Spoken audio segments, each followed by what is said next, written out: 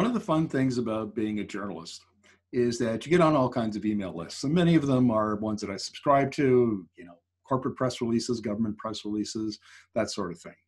But there's a few that I'm on, like the Rebel Media News email list and the Wexit Movement email list, where they put me on without my permission. But I don't unsubscribe because it's kind of entertaining in a way, and it's nice to see what the fringe elements are up to. But yesterday, and particularly today, I'm getting inundated from emails from these folks about the Great Reset. And this is all, New World Order conspiracy stuff. And what it essentially is, if you haven't heard about it, is, the idea has been around a couple of years from now that we need a reset in the economy, in the global economy, I guess, in order to address some of these systemic problems like poverty and income inequality and climate change. And so in the spring, the World Economic Forum, which is hardly a, radical organization, convened some meetings of, high-level governments, and they came up with this Great Reset initiative. And Canada participated and has committed hundreds of millions of dollars to this, and some of it will be, be spent as foreign aid, essentially, as I understand it. And so, the Prime Minister has been talking about it. And yesterday he gave during a press conference, he talked about the Great Reset. And really, he focused on income inequality and poverty and climate change and a few other things. And that has got to be polite, the fringe elements all in a swivet.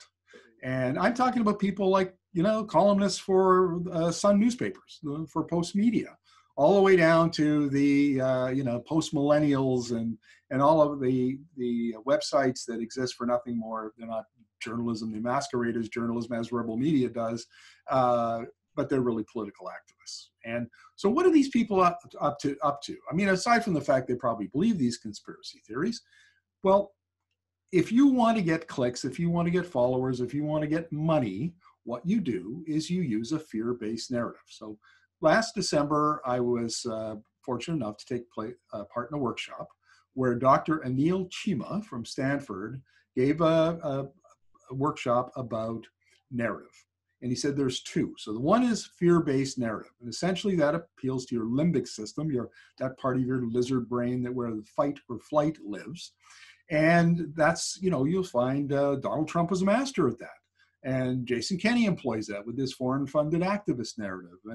And Aaron O'Toole and the CPC echoes those kinds of fear-based narratives. And the idea is just to keep people riled up and angry and insecure and anxious all the time. And then you can, you've got them as followers, and they'll, you can do funding requests and they'll send you money. It's an ancient, it's been around for centuries, this fear-based narrative, and now we just simply have 21st century wrinkles on it. There's only one antidote to the fear-based narrative, according to Dr. Chima, and that is the hope and optimism narrative. Now, the Great Reset initiative is meant to be a hope and optimism narrative. It's one of the reasons why the rebel medias of the world hate it so much, because it's antithetical to them. It's the opposition to them. It's the thing that can put them out of business. If we had more hope and optimism narratives, people wouldn't be so drawn to fear-based narratives. So Trudeau's, Prime Minister Trudeau's narrative is a hope and optimism narrative. So fair enough. But I want to talk about a different one, a different reset that is a hope and optimism narrative. And that is the energy transition and what Joe Biden calls the clean energy revolution. And one of the things that has become apparent to me over the years that I've been reporting on the energy transition and the emergence of these new clean energy technologies like wind and solar and battery storage and electric vehicles is that they don't need subsidies. They are now economic. They are now the lowest cost option. So wind and solar are much cheaper than natural gas and combined cycle, far cheaper than new coal and nuclear and so on. And in a couple of years, we're going to see electric vehicles will be the same sticker price on the lot as a gas powered car. This stuff's all either here or it's coming in a couple of years. And when 2017, 2018, that's not what my experts were saying. They were saying, nah, this is like late 2020s, maybe into 2030s, we're going to see this. We're seeing it now. That's how quickly things are changing. And this is the Great Reset. This is the one that really, really matters, is because Canada's an energy producer. We export almost $100 billion worth of oil and gas every year. And that hydrocarbon economy is threatened. There's no question about it. Alberta is the center of it, and it is threatened by the energy transition.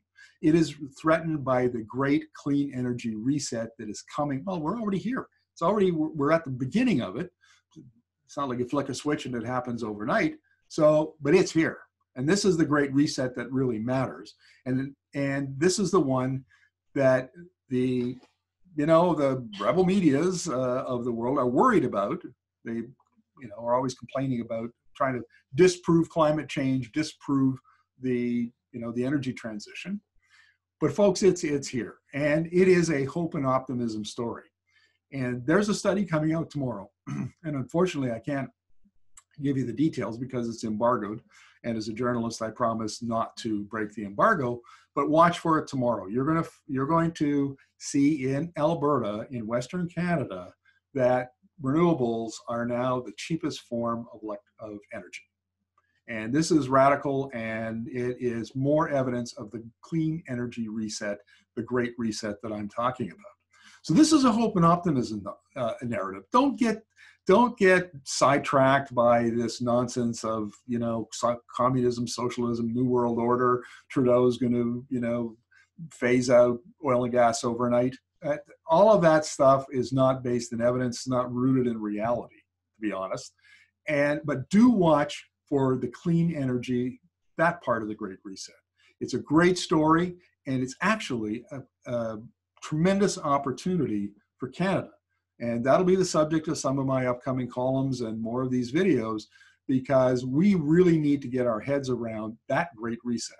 And I hope that you'll join me for those videos. It's going to be a wild ride, folks. The 2020s, remember this, the 2020s are the decade of disruption, and it's already started.